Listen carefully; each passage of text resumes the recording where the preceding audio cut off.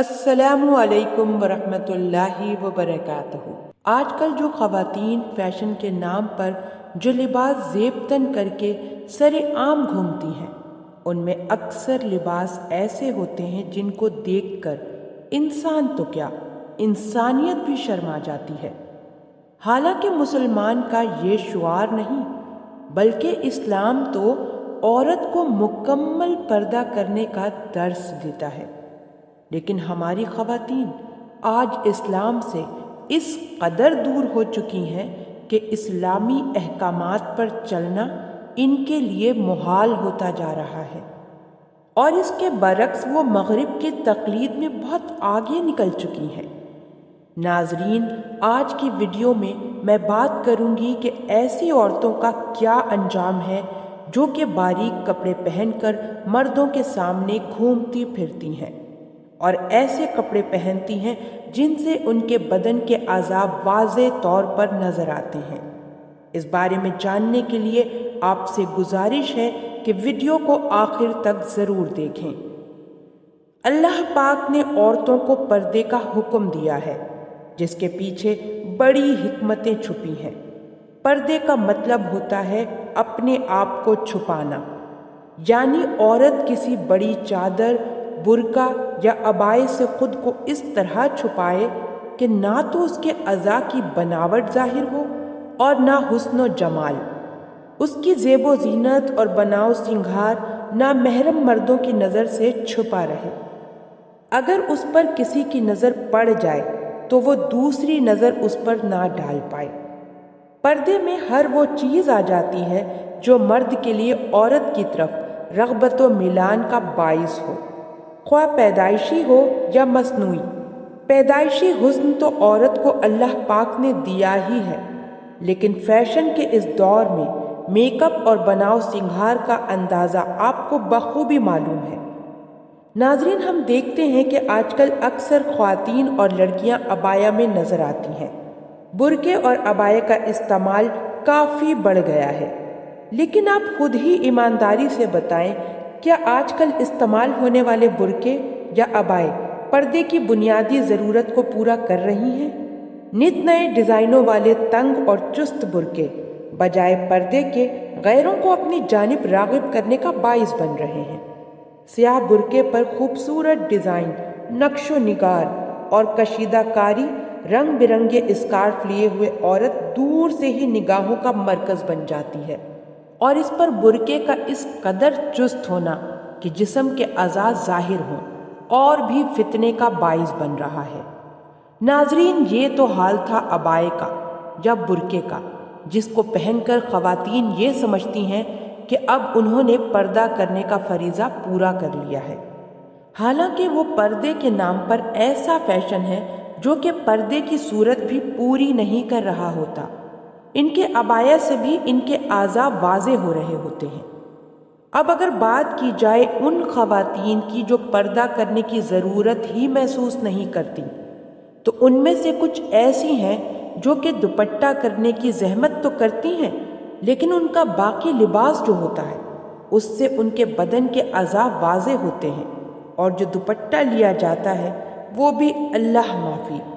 ان خواتین میں کچھ تو ایسی بھی ہوتی ہیں جو دوپٹہ لینے کی بھی زحمت نہیں کرتی اور مردوں کے درمیان سینہ تان کر گھومتی ہیں۔ یاد رہے کہ یہ سخت نقصان کی بات ہے۔ اللہ پاک کے ہر حکم میں سینکڑوں حکمتیں ہیں۔ آج ہمارے معاشرے میں جتنی بھی پریشانیاں ہیں، ان سب کی وجہ یہی ہے، ہم مغرب کی تقلید میں بہت آگے نکل چکے ہیں اور ہم نے اپنے مذہبی اقدار کو چھوڑ دیا ہے، جس کی وجہ سے آئے دن ہمارے لیے پریشانیاں بڑھ رہی ہیں۔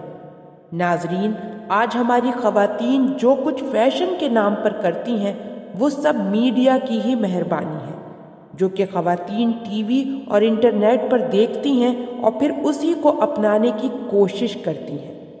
ناظرین، کہتے ہیں دور جہالیت میں پردے کا تصور تک نہ تھا، جس کی وجہ سے مسلمان خواتین اور غیر مسلم عورتوں میں فرق کرنا مشکل تھا۔ مسلمان خواتین کے فرق کی جو نشانی دی گئی ہے، اسلام میں اسے حجاب کہتے ہیں، لیکن آج کے دور میں انسان پھر اپنی تہذیب و تمدن بھولتا جا رہا ہے۔ انسان نے پھر سے کپڑے اتارنا شروع کر دیے ہیں۔ پردہ اور حجاب ایک ایسا خوبصورت عمل ہے جو عورت کو ڈھانپ لیتا ہے، بے حیائی کی ساری جڑیں کاٹ دیتا ہے۔ عورت کا مطلب ہی ڈھکی ہوئی چیز ہے۔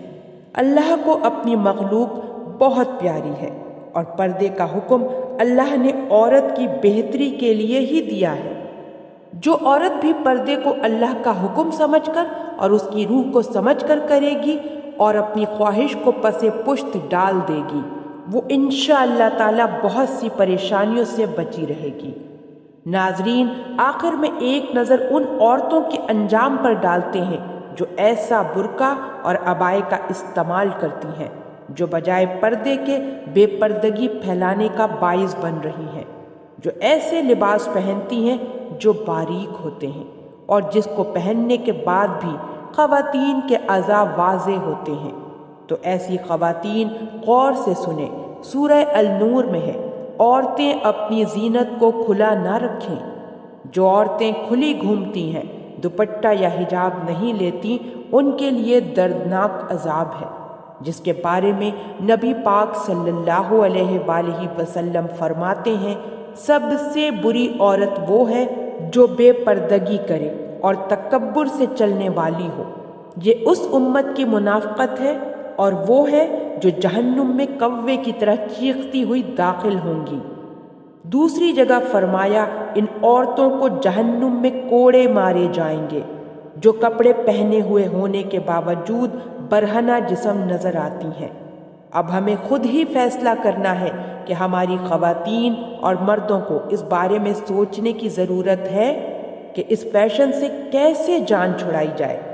ناظرین، یاد رہے کہ جتنا قصور بے پردگی کے عام ہونے میں عورتوں کا ہے، اتنا ہی مردوں کا بھی ہے۔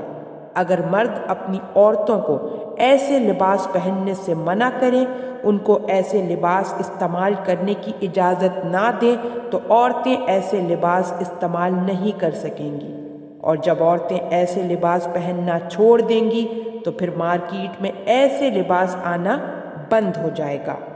لیکن اس بارے میں ہمیں سوچنا ہوگا۔ یاد رہے کہ مارکیٹ میں وہی چیز آتی ہیں جس کی مانگ ہوتی ہے۔ اگر ہماری عورتیں ایسی ملبوسات کا مکمل بائیکاٹ کریں جو باریک ہوتے ہیں، تو ہماری مارکیٹوں میں ایسے ملبوسات آنا بند ہو جائے۔ آپ ہمارے چینل کو ضرور سبسکرائب کریں۔